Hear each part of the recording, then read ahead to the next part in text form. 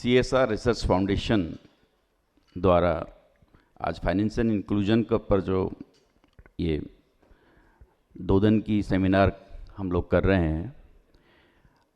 Financial inclusion means अर्थव्यवस्था से सबको जोड़ना। मुझसे पूर्व वक्ताओं ने आर.के. गुप्ता जी ने बहुत डिटेल में भारत सरकार की योजनाएं, मोदी जी के विज़न को आप सबके समक्ष रखा। मैं सिर्फ कुछ चीज़ें कहना चाहूँगा। जन धन अकाउंट्स जब खुले थे, इसी भारत में जब कभी किसी को एक बैंक खाता खोलना होता था तो एक साथी ढूंढना होता जो उसके साइन करे, उसको अटेस्ट करे उसके अकाउंट को। उसके बाद बहुत से डॉक्यूमेंट्स होते थे। एक प्रधानमंत्री आया, उसने सारे नियमों को बदला। घर घर से, जैसा कि आर.के. गुप्ता जी ने कहा कि हर घर से एक व्यक्ति का खाता खुलना चाहिए, और वो संभव हो पाया मोदी जी के इस कार्य से।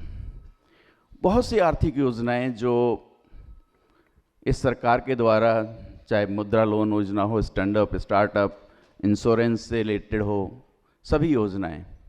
आज से पूर्व देश के प्रधानमंत्री ने, इसी देश के प्रधानमंत्री ने एक वक्तव्य दिया था कि सरकार से पैसा तो 100 रुपये चलता है, लेकिन आखिरी व्यक्ति तक पहुंचते पहुंचते वो 100 रुपया 15 रुपये में बदल जाता है। ये कैसे हो पाता था? आज डायरेक्ट बेनिफिट स्कीम जो सिस्टम है, यदि 1 रुपया भी किसी के खाते में जा रहा है तो डायरेक्टली उस व्यक्ति तक पहुंच रहा है। ये संभव हुआ है। एक अभी आरबीआई का थोड़े दिन पहले ही एक आप लोगों ने लेख पढ़ा होगा, आरबीआई की एक रिपोर्ट आई थी। जनधन खाते खुलने की वजह से रूरल एरियाज में वायलेंस और क्राइम रेट कम हुई है। पहले क्या होता था कि एक गृहिणी जब उसे कुछ घर के लिए खर्च मिलता था तो उन कुछ पैसों को बचा के घर में कहीं ना किसी आटे के डिब्बे में, किसी उस बर्तन में कहीं ना कहीं छिपा के रख देती थी। उसका पति यदि कोई पीने वाला हो, ऐसा तरह का व्यक्ति होता था, वो उसको पीड़ित करता था और उससे पैसे मांगता था। जब से ये जनधन खाते खुले हैं, सीधा वो अपने अकाउंट में जमा कराती है। उसके पास घर में पैसे नहीं होते तो उस पर अत्याचार बंद। ये रियल डॉक्यूमेंट्स हैं।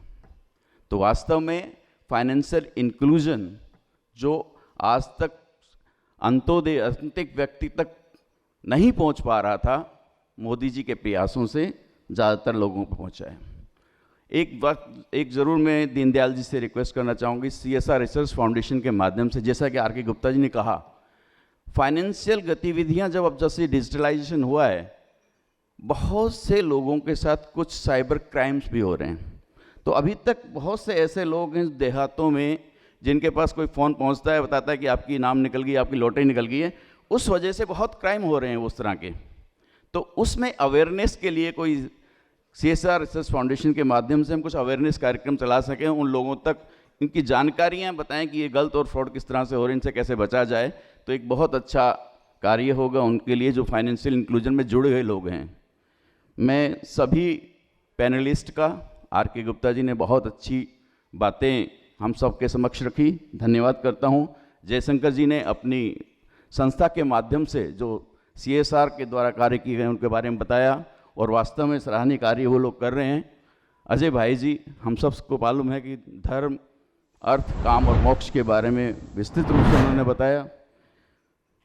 अग्रवाल जी, गोपाल अग्रवाल जी अर्थ के विशेषज्ञ हैं। उन्होंने पूरी भारत सरकार की योजनाएं हम सबके समक्ष रखी, और वास्तव में जो भी चीज़ें इस समय बदलाव आ रहा है, डिजिटलाइजेशन और बहुत सी ऐसी चीज़ें सरकार की जो आने वाली हैं, उनके बारे में वो जानते ही हैं। उन्होंने हमें बताया, मैं उनका धन्यवाद करता हूँ।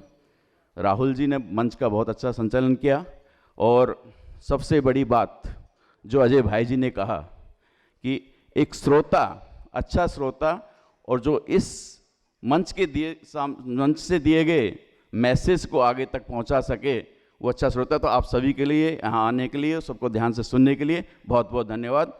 Thank you very much.